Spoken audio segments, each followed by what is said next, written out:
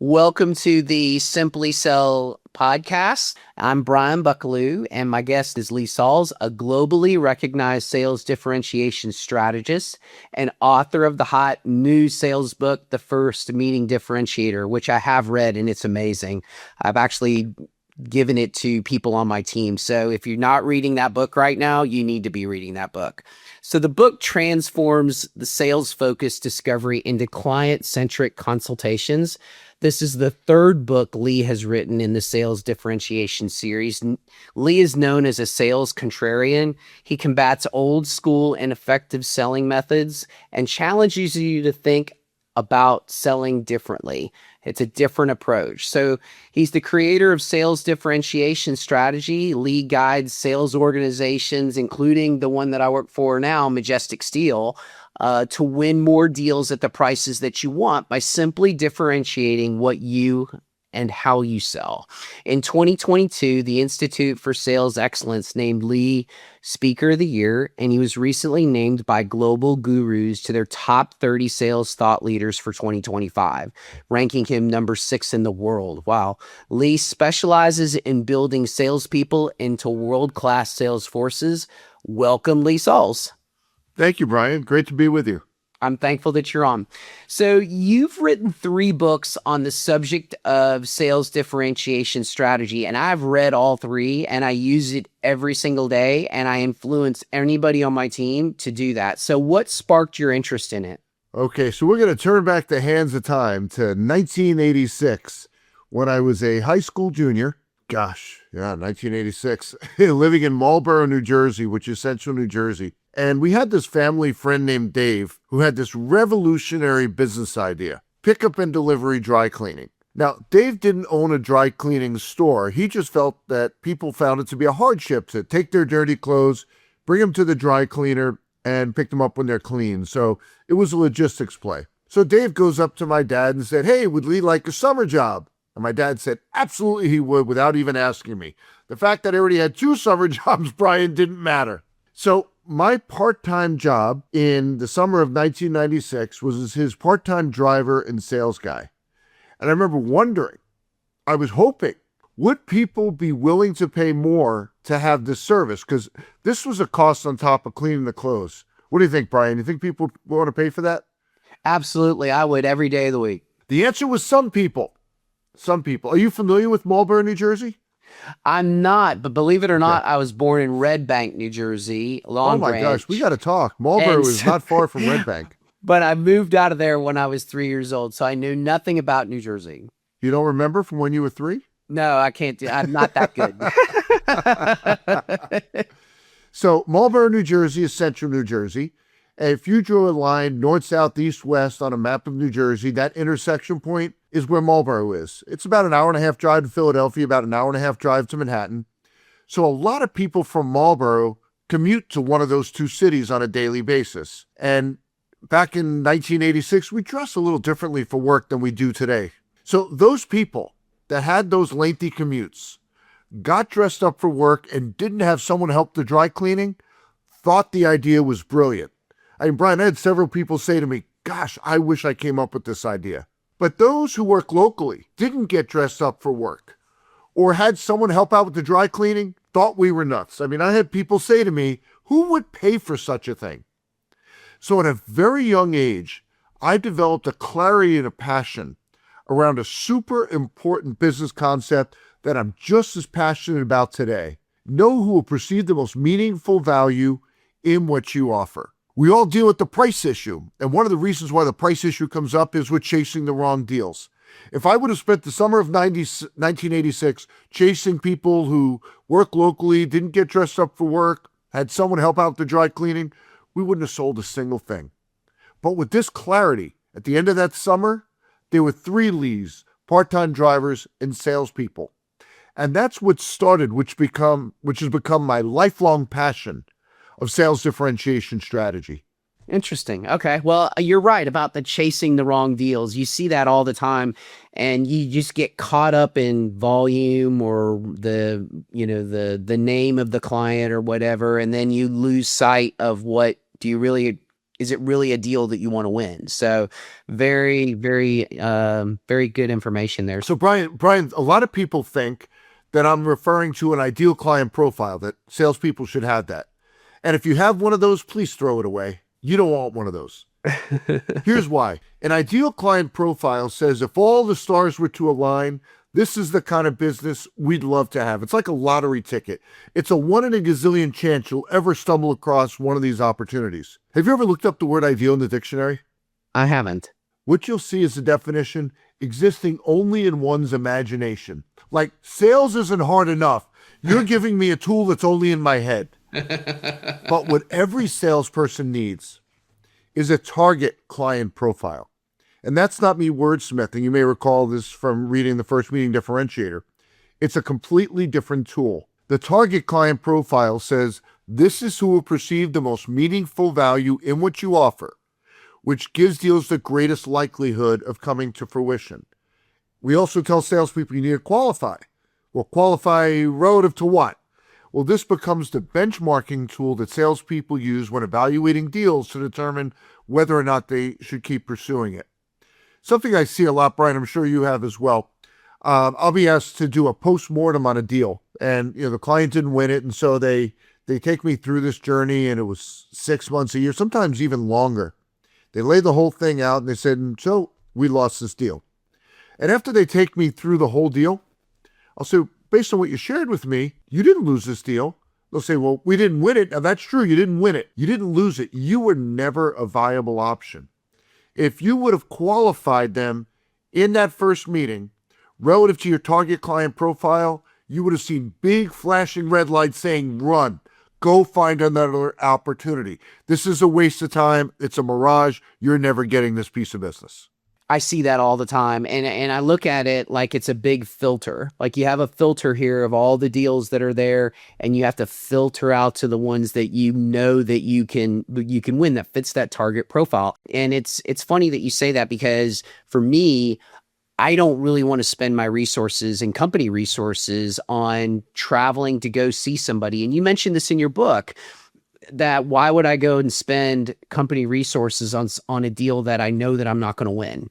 So, right. And you qualify that on the front end before you even invest the resources. So that was one thing that I really got out of the First Meeting Differentiator was, where am I going to spend my time and resources? And my mantra is, if you're going to lose early. Yeah, that's it. Lose early. 18 months chasing a deal only to find out you didn't lose it. You were never a viable option. Had you qualified in that first meeting, you never would have invested all that time, not to mention the company dollars and resources. Absolutely. So why did you write the First Meeting Differentiator? Great question. And that's normally coupled with, and why should I read it? And I'm sure a lot of our listeners are wondering that. And if you're smiling because that's what you're thinking, you're going to love Chapter 5 on empathetic expertise, which gets into the art of emotionally connecting with buyers. And that energy helps to energize your deals, that emotional connection. And Brian, I'm sure you've seen this. Countless studies have shown that the first meeting is critical when it comes to increasing win rates. The first meeting is a deal foundation. When it's weak, the deal's weak.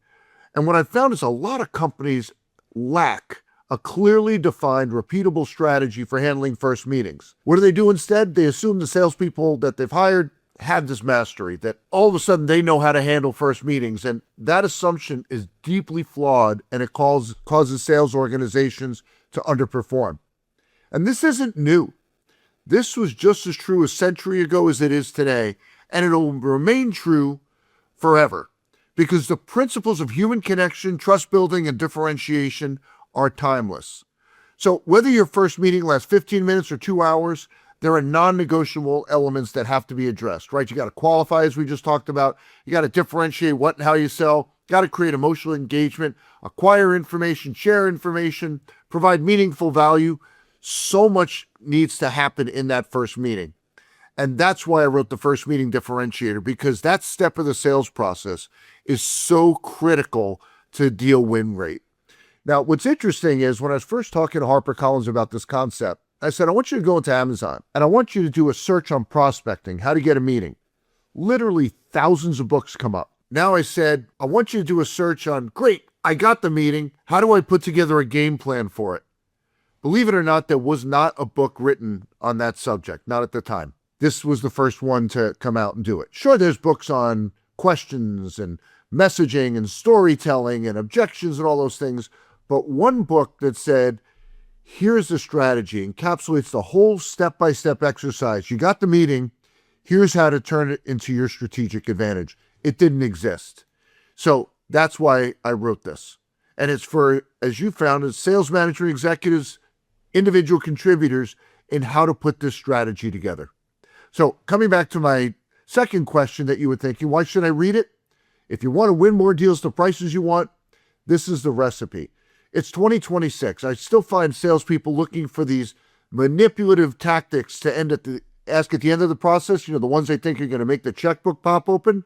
Those don't exist. That game's over. If you want to increase your win rate, do a better job in how you handle first meetings. Absolutely. I totally agree with you. So in your bio, you refer to yourself as a sales contrarian. I love this. I'm curious, as my audience is as well, what does that mean? Well, I am a proud sales contrarian. Here's why. And I'm sure you've seen the salespeople have been told a lot of stuff, given a lot of information, they've embraced it. And these quote-unquote accepted concepts and best practices are just flat out wrong, and they're limiting salespeople's success. I put together a list of over 30 of them. You want to hear a few? Sure.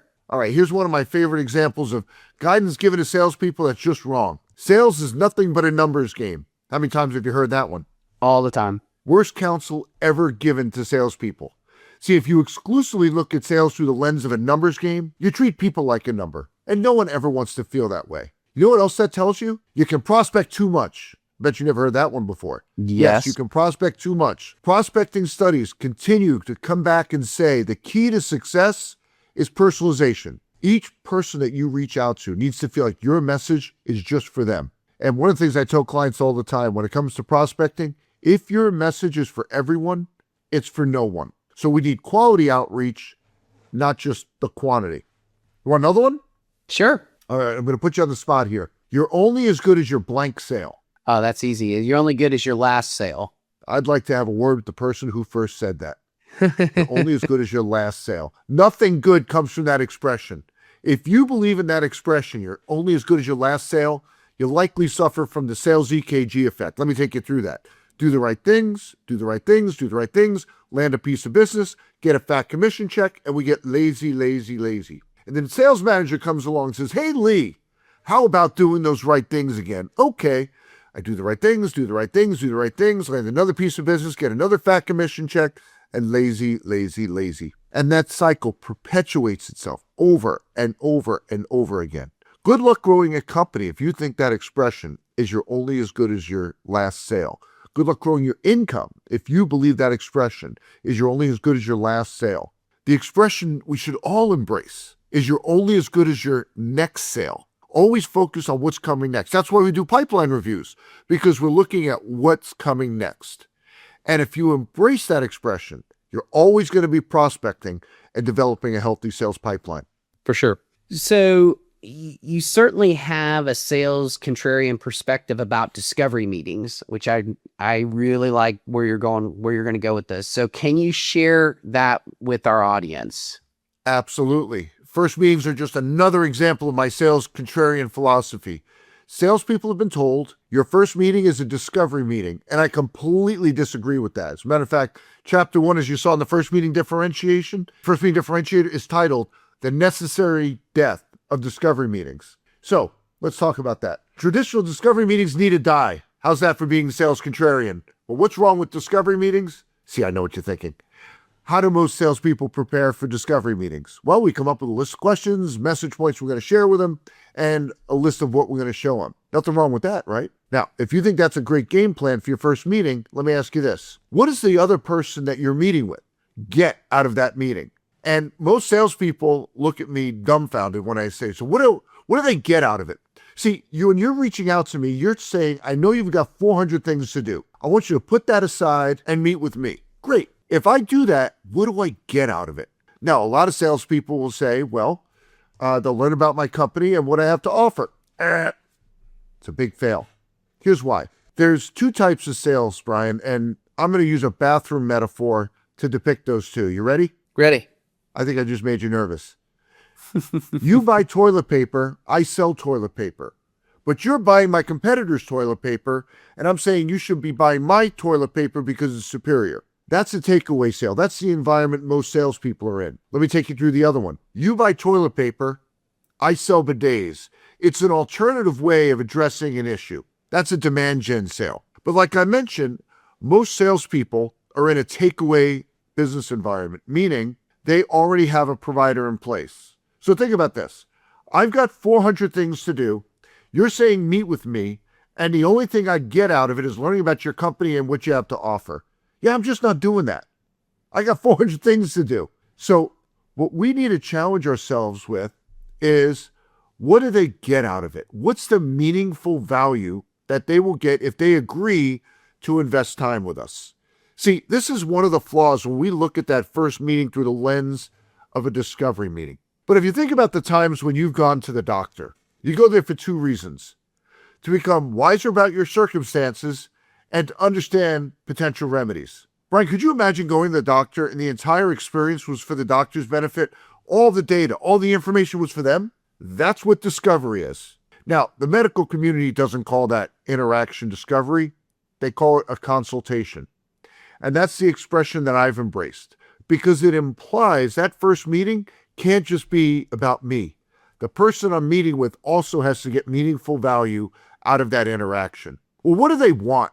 What do they want out of that? They want to become wiser as a result of time not spent but invested with you. Meaning they learn something that helps them in their role, helps their company, or best of all, both. And I'm assuming your audience likes free things, right? Absolutely. Okay, I'm going to give you a very difficult website to remember. Meaningfulvalue.com. If you go to meaningfulvalue.com, I have a one-page tip sheet of all ways you can be providing meaningful value during first meetings. Great. I just wrote that down. Meaningfulvalue.com. Okay, great.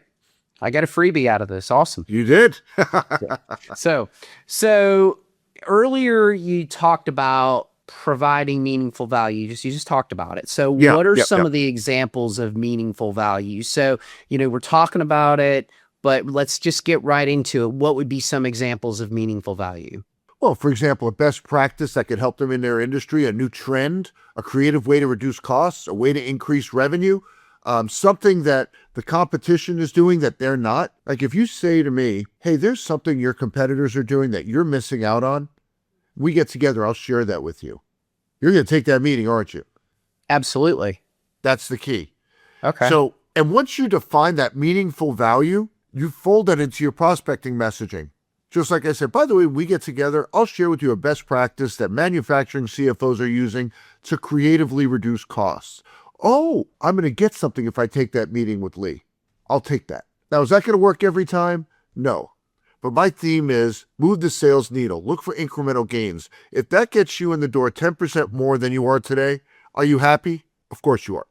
Yeah, engagement is the hardest thing that we deal with in sales. It's the number one thing. It used to be closing, in my opinion, back in 86 to 90, 91, but now the hardest part is opening engagement. So I think, coming in with something like that is very beneficial, especially for people that are just getting into sales and they deal with that frustration all the time. I can't get this person on the phone and this and that. So, engagement is very difficult right now. So thank you so much for that. That's awesome. And I'll take it a step further, Brian. So we work really hard to get that meeting. Like you said, that's the toughest part, is getting in the door. We finally get that meeting and we screw it up in the first few seconds because we have this discovery mindset. So what we do is we come in and we say, Brian, what I'd like to do today is ask you some questions about your business, and then I'll tell you what we have to offer. What I want to do today, we've just convinced them that the purpose of this meeting is entirely for my benefit. Now, if you view this meeting as a consultation rather than discovery, you don't make a statement, but rather ask a question. For this to be a great use of your time, what do you want to make sure we talk about here today? And the answer to that question does two wonderful things for you. First of all, they tell you what's most important to them, which can chart the course for the entire meeting.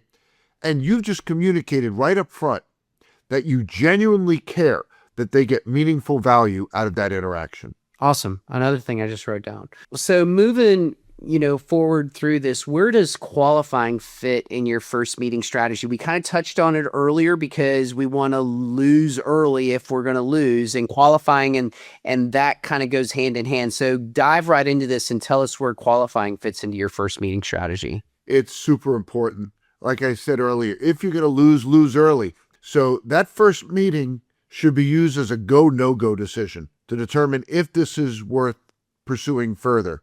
So when we put together that target client profile, it's a 12-component tool that you'll learn about in the First Meeting Differentiator, and there's a download in the book as well to put this together for your organization, because it'll give you a level of clarity that you don't have today around those who will perceive the most meaningful value in what you offer, which gives deals the greatest likelihood of coming to fruition. So qualify early and often. Your goal is to lose. If you're going to lose early. So there's an age-old expression in sales: people buy based on emotion and justify their decisions with logic. I mean, we've bought things based on emotion, whether it's real estate or gone on vacation, whatever it is, and that's based on emotion, and then we justify it after the fact. So just about every salesperson on the planet has heard the expression a gazillion times, but they don't do it. Their prospect meetings are entirely logical conversations. Why do you think that is? That's a great question. That was a head scratcher for me. For the longest time, I didn't understand it. If every salesperson on the planet has heard that, not once, but a gazillion times, how come nobody does it? So I talked to a ton of salespeople and I said, do you just not believe in the concept? To a person, they all said they absolutely do. So I'm like, okay, then why isn't anybody doing it? Then I finally had this epiphany. I have two sons that played college baseball. And Brian, I remember when they were little and they were first learning the game, and the coaches would say, now, boys, the name of the game is to hit home runs. And big smile, they'd say, got it, hit home runs. Well, guess what? They didn't hit home runs until they were taught how to hit home runs. That's the flaw. We have preached this concept that people buy based on emotions, justify their decisions with logic, but we've never taught salespeople how to do it. So in Chapter 5 of the First Meeting Differentiator, I present the concept of emotion as the deal energizer. The concept behind that is empathetic expertise. Now, empathetic expertise has two parts to it. The first part is that you understand all the emotions they're experiencing around the issues that you address. Well, how am I supposed to know that? Well, that used to be very difficult. Now that you have AI tools like ChatGPT, you can go into ChatGPT and create the simplest of simple prompts and ask, what are the biggest challenges today that manufacturing CFOs have? And it'll give you that list. Now you know. The second part of empathetic expertise is that you convey that you understand all the emotions they're experiencing around the issues that you address. Great quote. You've probably heard this. No one cares how much you know until they know how much you care. Super important. Now, what I also get into in this chapter is the art of asking emotive questions. I'll give you an example. We talk about this, that people base their decisions on emotion, justify them with logic, right? One of the things that drives that are the questions we're asking. We ask logic questions. That's all we ask. So, for example, I said, Brian, what's the biggest challenge you face in your business today? And as a result of that question, you're going to give me back information. But I don't just want information. I want color. I want flavor. I want texture. I want to know how you feel about the information you're sharing with me. So what if I asked you the question this way? Brian, what's that one thing in your business? The one thing you're like, oh, we got to figure this out. Did you feel that question? Yes, I can field that question. So you can imagine, right? So you can imagine how that would work in the field. Because obviously we're just talking among colleagues here. But you phrase it that way, you're not just going to get information back. You're going to get color, flavor, texture. You're going to know how they feel about the information that they're sharing back with you. Another example. In discovery, we've been told, best practice, you share features with benefits, right? That's what we're told. Again, it's 2026. If you're talking features and benefits, bring a pillow with you because you're putting people to sleep. No one wants to be lectured on your features and benefits. But everyone loves a well-told story. And that dates back to when you were children. And the day would end, mom or dad would sit on the edge of your bed and read you a bedtime story. There was no better way to end the day than with mom or dad reading you a story. That's how we like to learn. And that doesn't change now that we're adults. So what we want to do is put together emotive client success stories with the features and benefits embedded within them. Now they become much more memorable, much more understood by those with whom you're sharing them, as opposed to lecturing on features and benefits. And when you share them in an emotive way, all of a sudden you're bringing emotion into the conversation. And again, we said emotion is a deal energizer. It's interesting about the stories. Like one thing I really love about your books is the stories that you tell behind it. In all three books you did. And I think they're relatable and it makes the book easier to read as opposed to like what you were just saying, lecturing on, topics and so on and so forth. So I commend you and anyone that's, that's watching this right now. That's the one thing that I would say from Lee's books that's a big differentiator, no pun intended, is the stories behind the stories in the book. So I sometimes struggle with reading comprehension. I get distracted or whatever, but the stories kind of kept me into the book. So one thing I would say about the book, the stories are great. So thank you very much. I really like that. So now you've been told that, or salespeople have been told that you identify a prospect's pain, you're well positioned to win the deal, but you don't agree why. So can you kind of go into that piece of it too? That's a little bit of a complicated question. So again, kind of give us a little bit of color there. Sure.